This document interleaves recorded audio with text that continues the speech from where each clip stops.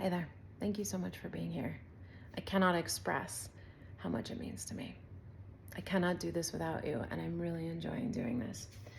So the lesson for the day is lesson 71. Before I jump into it, I'm going to add something else really quickly. So this is a flip book from Abraham and Esther Hicks, if you've ever heard of them. Abraham sort of is a voice of source that speaks through Esther. And this is a flip book I've had for over a year. And the last 30 days, I've really been focusing in a new way. And I picked this back up. I've been doing it every day. And just a couple days ago, I got to the flip book that says, you've reached your second month. Congratulations. It's like, wow. Took me a while to focus, huh? But anyway, I had this moment of realization that just blew my mind. And that's why I'm going to include this reading with our reading today. If you notice the page number here, 71.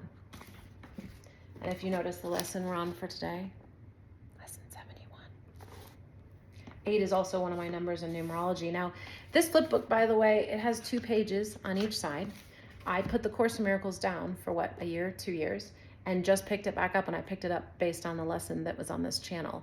How in the world these 2 pages synced up today to be the number 8, and that they're talking about something similar, it blew my mind. And that I didn't even notice that the page numbers or lessons were syncing up until today. I just realized like something is happening. These are completely unrelated materials coming from completely different sources, and that they're coming together here in this moment. Well, I'm going to be sharing them together, needless to say. So we're actually going to start with this before we jump into the Course in Miracles lesson. There's 3 quotes from Abraham. It's titled The Time of Awakening. The first one says, this is one of the most remarkable times of physical man being physically focused and non-physically intertwined. So in Abraham's thought process, physically focused would be ego, if you're used to the Course in Miracles terminology, and non-physically focused would be the Holy Spirit. So it would say being, your ego and the Holy Spirit being intertwined. It is the reason we call it the time of awakening. So let's begin by saying you wouldn't have missed it for anything.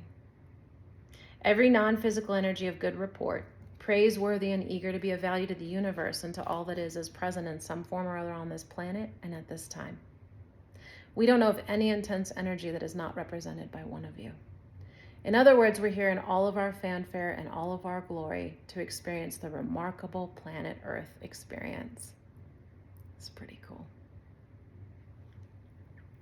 Next quote, the only way for you or any to reach this place of understanding of this life experience in the context in which it was intended is to reconnect with who you are, to gain that sense of the overall picture, sense of the I am and why I am here. So the purpose of why I'm here and being present to my I am, which of course is talked about in the Bible. It's talked about Neville Goddard. It's talked about by Alan Watts, but the power of the untethered soul, our I am. I am is the definition of consciousness, just knowing that you are. Beingness. The next quote is, the disconnected beings are living their disconnected experience. They're not having a good time of it. So if you're not feeling too happy, you're living disconnected, but that's why you're on this journey with me, right? I spent a lot of years there too. While those of you who are connected are having a glorious life experience. The very small percentage of you who remain connected, I'll repeat that, the very small percentage of you who remain connected are the ones that are responsible for the evolution, the beneficial evolution of your planet. All who came forth intended to be connected. They just got caught up in the habit of the thought of lack. So this says that we're amazing, the most strongest beings in the universe are here at this time. In order to really get connected and enjoy it, you get to be present to your I am and why you're here, or reconnect with it. And it's not a guarantee that we're going to be connected just because we're powerful and had good intentions when we came here. And that's why it's so important to get connected and stay connected. Okay, so we're going to jump into the lesson today, lesson 71. And I don't know how familiar you are with the terminology of the Course in Miracles, so I'm going to translate it a little bit because I feel like the Course in Miracles gets really heavy with its language. The lesson today is called Only God's Plan for Salvation Will Work. But more and more I realize salvation really just means mental freedom or happiness. That's what this is talking about. We're talking about the mind. We're talking about freeing the mind. It came through a psychiatrist who was a professor at Columbia, and so probably had a lot of religious background, I would say, from this language, we have to remember that when something comes through someone, they're going to be translating the vibrations. The words don't just come to them. And so I think the language ended up a little bit heavy, but it's also, they had asked for a way to heal the mind because they were unhappy with psychiatry at the time. And so it makes sense that this is a mental course. So, and God, if you have an issue with the word God, I would just replace it with source. You may not realize that the ego, or your physically focused self, has set up a plan for salvation or happiness in opposition to God's. If this plan, it is this plan which you believe. Since it is the opposite of God's, you also believe that to accept God's plan in place of the ego is to be damned. That's unfortunate. This sounds preposterous, of course. Obviously, we think we're following God's plan.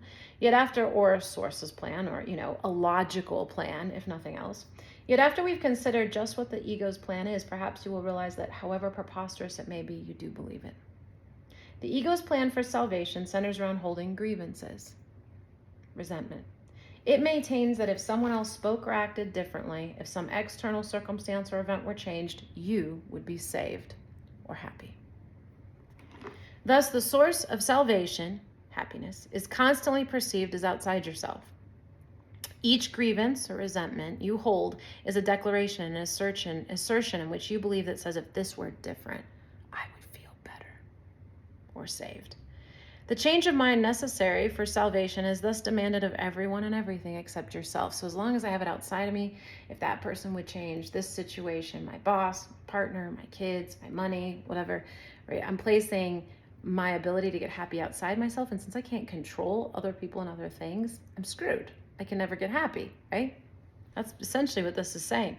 The role assigned to your own mind in this plan then is simply to determine what, other than itself, must change if you are to be saved or to be happy. According to this insane plan, any perceived source of salvation is acceptable, provided that it will not work. This ensures that the fruitless search will continue, for the illusion persists that although this hope has always failed, no matter whether you get the money or a new job or a new partner or a new whatever it is, right? It's never worked. Even if it feels good, it's fleeting and something else becomes a problem. So even though this ensures that the fruitless search will continue, for the illusion persists that although this hope has always failed, there is still grounds for hope in other places and other things. And we do, we believe it. And that's one reason I think I got so disillusioned. I was like, I've tried everything and none of it works. And I got very depressed and didn't even want to live for a while because I felt like I've tried everything. What else is there? And of course, then I found this course. Another person will yet serve better. Another situation will yet offer success. Such is the ego's plan for your salvation or happiness. Surely you can see how it is in strict accord with the ego's basic doctrine: seek but do not find. For what could more surely guarantee that you will not find salvation than to channelize all your efforts in searching for it where it is not? God's plan for salvation works simply because by following his direction you seek for happiness where it is, or salvation. But if you are to succeed, as God promises you will, you must be willing to seek there only. Otherwise, your purpose is divided, and you will attempt to follow two plans for happiness that are diametrically opposed in all ways. The result can only bring confusion, misery, and a deep sense of failure and despair. How can you escape all this? Very simply. The idea for today is the answer. Only God's plan for happiness will work. There can be no real conflict about this because there is no possible alternative to God's plan that will save you. His is the only plan that is certain in its outcome. His is the only plan that will succeed. Let us practice recognizing this certainty today, and let us rejoice that there is an answer to what seems to be a conflict with no resolution possible. All things are possible with God. Salvation must be yours because of his plan, which cannot fail. Begin the two longer practice periods for today by thinking about today's idea and realizing that it contains two parts, each making equal contribution to the whole. God's plan for your salvation will work, and other plans will not. Do not allow yourself to become depressed or angry at the second part. It is inherent in the first. And in the first is your full release from all of your own insane attempts and mad proposals to free yourself. So it's telling us just focus on the idea that Source's plan for happiness will work. That's it. They have led to depression and anger, but God's plan will succeed. It will lead to release and joy. Remembering this, let us devote the remainder of the extended practice period to asking God to reveal his plan to us. Ask him very specifically. What would you have me do? Where would you have me go? What would you have me say, and to whom? Give him full charge of the rest of the practice period and let him tell you what needs to be done by you in his plan for your salvation. He will answer in proportion to your willingness to hear his voice. Refuse not to hear. The very fact that you are doing the exercises proves that you have some willingness to listen. This is enough to establish your claim to God's answer. In the shorter practice periods, tell yourself often that God's plan for salvation and only his will work. Be alert to all temptation to hold grievances today and respond to them with this form of the basic idea. Holding grievances is the opposite of God's plan for salvation, and only his plan will work. Remember, forgiveness is my function, right? Resentment blocks the light of the world in me. So holding any kind of resentment is the opposite of God's plan for my happiness. And only his plan will work. Try to remember today's idea some 6 or 7 times an hour. There could be no better way to spend a half minute or less than to remember the source of your salvation and see it where it is. In my mind. All right.